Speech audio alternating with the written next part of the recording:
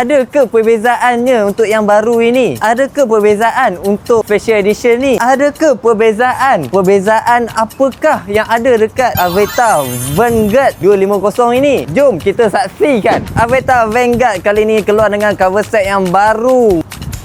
Datang dengan windshield boleh naik turun. Dulu tak boleh naik turun, sekarang dah naik turun. Dulu naik, sekali dah turun. Semuanya tak boleh nak tunjuk sebab bateri tak ada. Bateri pergi minta dekat bos aku lah, so pasang bateri ni. Perbezaan yang kedua pula, cuba tengok kunci dia. Macam kunci kereta mana? Macam kereta H tu lah.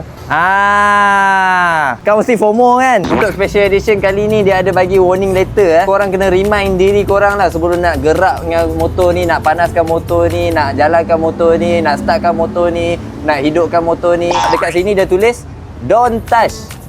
Don't touch. Don't ever touch this cover exhaust.